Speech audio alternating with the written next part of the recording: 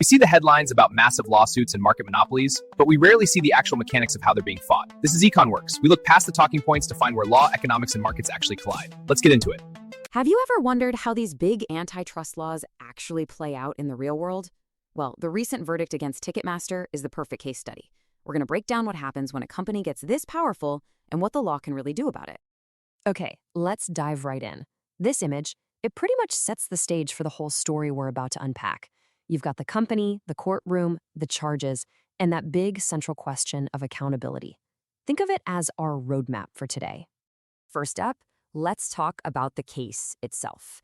To really understand the verdict, you have to know what the specific accusations were, what formed the very heart of this huge antitrust lawsuit. So the whole thing really rested on these four key pillars. The plaintiffs had to prove that Ticketmaster wasn't just a big company, but that it actually had monopoly power, and that it used that power to shut out other companies, which hurt competition, and ultimately that people like you and me paid the price for it. Now, this idea of exclusionary conduct is really interesting. What does it actually mean? Well, just think of it like this locked gate. By signing these exclusive deals with venues, Ticketmaster basically controls who gets in. It leaves you, the fan, with way fewer choices when you just want to buy a ticket. It's like a classic move for maintaining a monopoly. And that brings us to how this hurts us, the consumers. And this wasn't just a theory. No, they brought the receipts, literally. Just look at the difference between a ticket's face value and what people were actually paying on the resale market, a market that, surprise, surprise, the company also has a huge hand in.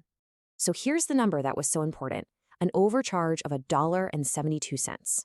Now, I know what you're thinking. That doesn't sound like a lot. But this was a tangible 1 to 3% overcharge. And when you multiply that by millions and millions of tickets, you are talking about a ton of money being pulled out of the market. And for the jury, that was some powerful evidence. But wait a minute. How did we even get here? To really get this verdict, we need to rewind the clock a bit. Back to a deal made over a decade ago that was supposed to stop this exact thing from happening. So let's go back to 2010. Live Nation and Ticketmaster merge. The Department of Justice immediately steps in, really worried it was going to kill competition.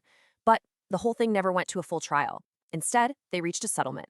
And that settlement has a fancy name, a consent decree. What is that? Well, it's basically a deal. The company agrees to follow a set of rules and conditions so the government will approve the merger and everyone avoids a long, messy court battle. It's a really common tool in these kinds of cases. And this right here, this gets to the core of the problem. That deal back in 2010, even with all its conditions, clearly didn't fix the real issues of market power. It basically left the door wide open for the kind of behavior that landed them back in court. Which brings us right back to today and to the big climax of the trial, the verdict. After all the evidence, all the arguments, it was finally time for the jury to have their say. So after weighing all four of those key charges we talked about, the monopoly power, the exclusionary deals, the harm to competitors, and the harm to consumers, what did they decide? Libel. That was the verdict, and not just on one count, on all of them. It was a complete sweep for the plaintiffs, and a really decisive statement from the jury that yes, the company's practices had crossed a legal line. But here's the thing, and it's so important to remember. A jury's decision, even when this big, is not the end of the road. Finding a company liable is one thing. Deciding what to do about it, that's a whole other ballgame.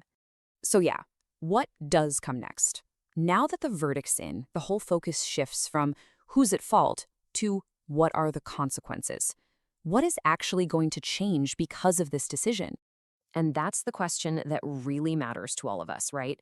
A legal victory is one thing, but what's the real-world impact going to be on ticket prices, on our choices, and on the whole live event industry? The process now moves into what's known as the remedies phase.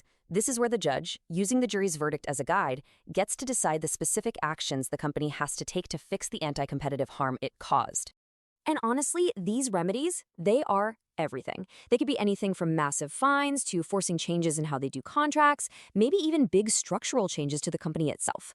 This next step is what's going to define the true legacy of this case. And so we're left with this huge question. The verdict was a massive step, for sure. But the final outcome for all of us who just want to go to a show, that is far from decided. You could say the real fight for competition is only just getting started. Thanks for watching. For the deep dive economic analysis behind these stories, join us at econworks.com. Subscribe to stay informed on where law and economics meet the market.